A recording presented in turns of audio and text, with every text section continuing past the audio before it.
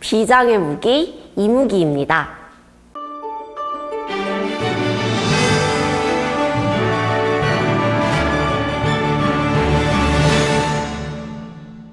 지난 시간에 얘기했던 거 짧게 복습하고 한번 넘어가 볼게요.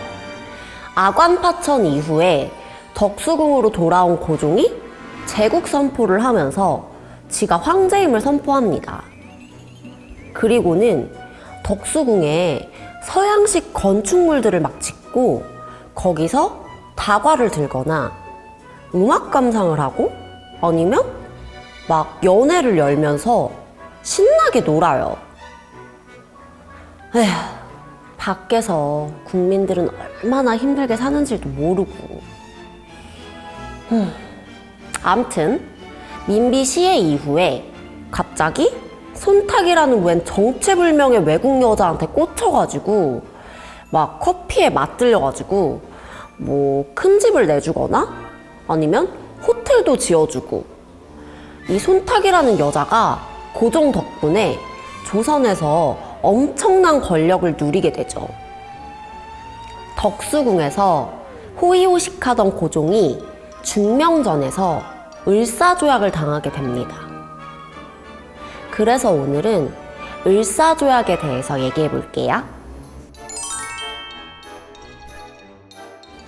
여러분, 근데 솔직히 을사조약이 뭔지는 알고 막 을사오적 그러는 거예요?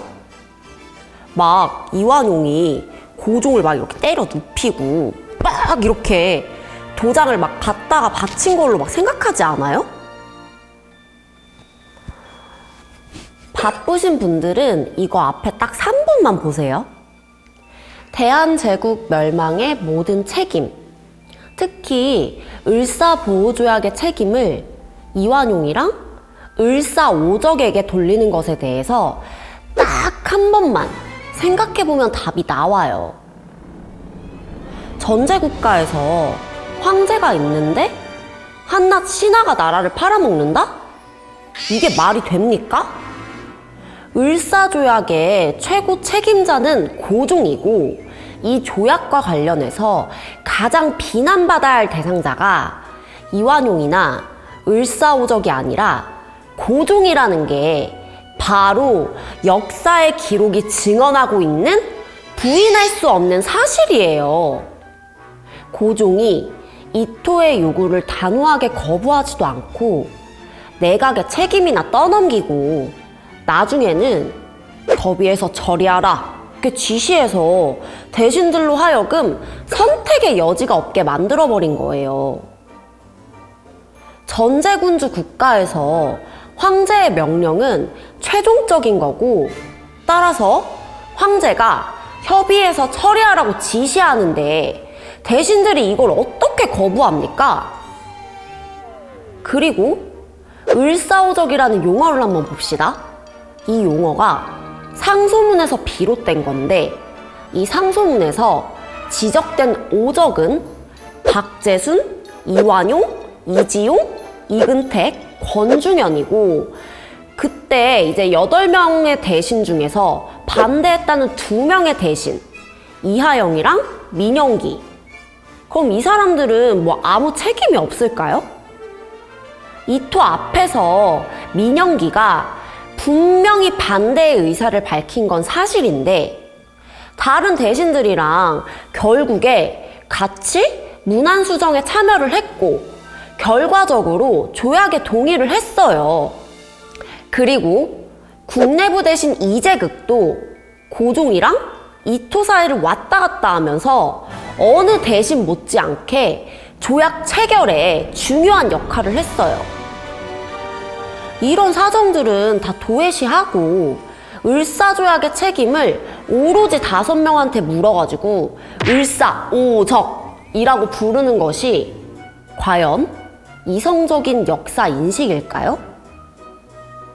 당시에 그 감정적인 상소문에 등장한 그 표현이 사실에 입각한 검증도 없이 역사적인 용어로 굳어져 버린 걸 의미하는 거예요.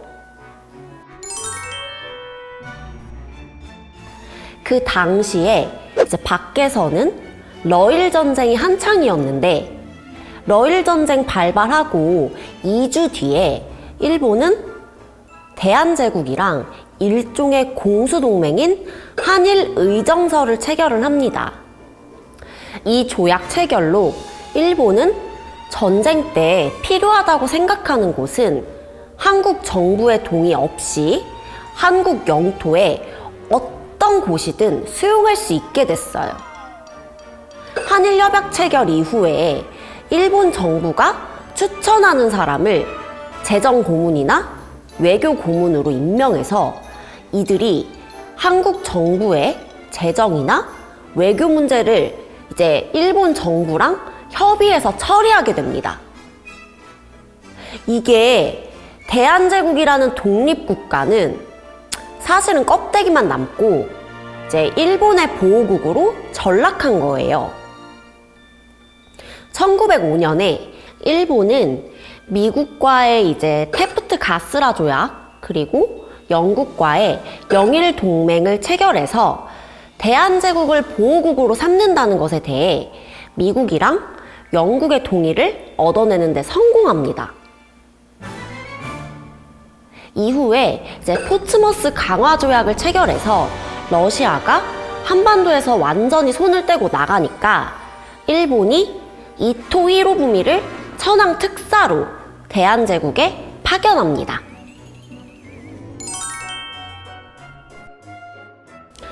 덕수궁으로 고종을 만나러 온 이토가 고종한테 이제 일본 천황의 친서를 먼저 전달을 합니다. 그리고 며칠 뒤에 이토가 이제 다시 고종을 찾아와서 대한제국의 외교권을 일본한테 넘기라는 이제 조약 체결을 요구를 해요. 근데 이제 외국이랑 조약 체결을 하려면 해당국 공사가 먼저 한국의 외교부랑 이제 교섭을 하고 외교부는 이걸 이제 내각에서 협의한 다음에 황제의 재가를 받아서 조인하는 게 먼저 순서잖아요. 근데 이토는 이런 외교적인 프로토콜을 완전히 무시하고 고종한테 직접 조약문을 내놓고 체결을 강요합니다. 거기에 대고 고종은 외교권 이양을 거절하는 게 아니라 오히려 형식을 남겨달라고 요구를 해요. 그러니까 이토가 만약에 거절하면 한국은 아주 크게 곤란해질 거다 이러면서 협박을 하니까 고종이 쫄아가지고 내각에 책임을 떠넘겨버려요. 그래서 이토가 이제 다음날 우리 정부의 강요와 원로 대신들을 손탁호텔로 소집을 해서 막 을사조약의 당위성에 대해 설명을 하고 유화책을 제시합니다. 이때가 아마 이토랑 이완용의 첫 만남이었을 거예요.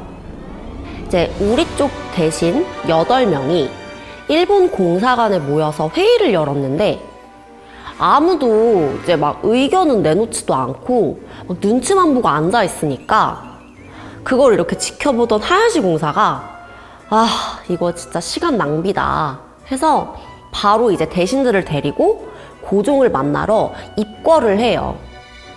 근데 고종이 나는 몸이 불편하다 막 이렇게 핑계를 대면서 그 자리를 피하고 대신들만 따로 불러서 어전회의를 열어요. 그래서 하야시 공사는 휴게실에서 이렇게 기다립니다.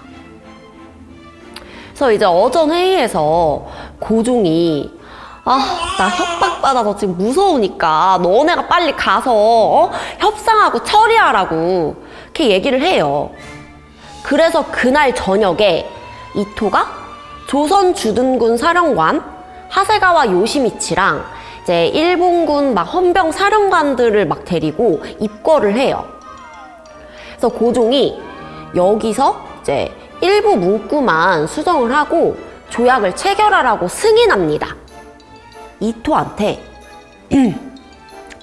대신들에게 협상을 잘 처리할 것을 명했으니 대사가 타협의 방도를 강구해 주길 바랍니다. 라고 했고 또 신하들한테는 조약문 중에 보태거나 깎을 것은 법부 대신이 일본 공사와 대사와 함께 교섭하라 라고 명합니다. 고종의 승인 이후에 조약문 수정 작업이 곧바로 진행됩니다. 그 자리에서 이완용은 통감 권한을 분명히 해서 외교 문제에만 국한시켜서 내정은 간섭하지 않는다 라는 내용을 명기할 것을 요구했는데 바로 이토한테 거절당했어요. 그리고 권중현은 황실의 안녕과 존엄 유지를 보장한다 라는 조항을 요구를 했고 이토가 여기서 오케이 해가지고 원래 4개였던 조항이 5개의 조항으로 늘어나게 됩니다. 그래서 이토가 이제 직접 붓을 들어서 문안 수정을 하고 정서를 한 다음에 고종의 재가를 받아서 외부 대신 박재순이랑 이제 일본 공사 하야시 사이에서 공식으로 조약이 체결된 시각이 그날 새벽 1시쯤이었어요. 조약 체결 직후에 이제 고종이 이토한테 위로의 메시지를 내립니다. 새 협약의 성립은 두 나라를 위해 축하할 일이다. 짐은 신병으로 필요하지만 당신은 밤늦도록 얼마나 필요하겠소. 이게 을사보호 조약 체결의 경과예요. 경과를 자세하게 들여다보면 을사보호 조약 체결을 결정한 사람은 이완용이나 막 다른 대신들이 아니라 고종이라는 사실이 명백하게 드러나죠. 을사보호조약이 체결된 다음 날 아침에 이제 이 소식이 국민들한테 알려지면서 곳곳에서 막 탄식이 넘쳐 흐르고 막 항일운동이 일어나요. 그리고 곳곳에서 이제 박재순, 이완용, 이지용, 권중현, 이근택 이 5사람을 을사오적이다 이렇게 지목을 하고 이 역적들을 처단하라는 상소가 쏟아지기 시작합니다. 특히 이제 대한매일신보를 비롯한 언론들은 사실 확인도 안 하고 그냥 상소문 내용들을 제보받아서 이제 막 보도를 합니다. 이것 때문에 고종이 이제 을사보호조약에 반대했다라는 허구의 신화가 만들어졌고 이게 오늘날까지 전해져서 역사적 사실로 그냥 굳어져 버린 거예요. 이거 상소를 올린 사람들이나 이제 대한매일신보 관계자들이 11월 17일 어전회의에서 고종이 조약 체결을 명령한 사실을 전혀 알 수도 없었고 설령 그들이 그 사실을 알았다고 해도 신하가 전제 군주한테 어떻게 을사보호조약을 명령한 그 책임을 추궁할 수 있었겠습니까? 시골 유생을 비롯한 이제 전현직 관리들도 황제들한테 뭐라고 막 이렇게 항의할 수가 없으니까 대신들한테 그냥 그 책임을 뒤집어 씌워가지고 역적으로 만들어버린 거예요. 이렇게 되니까 진정한 망국의 원인에 대해서 뭐 반성이나 분석은 사라지고 이완용이랑 을사오적에 대한 저주의 분위기만 형성되고 맙니다. 이완용은 이제 러시아의 군사 교관의 초청을 거부했다가 학부 대신해서 이제 평안남도 관찰사로 밀려났었어요. 그래서 이제 7년 동안 야인 생활을 하다가 을사보호조약이 체결되기 얼마 전에 국내부 특징관에 임명돼서 다시 벼슬 생활을 재개했어요.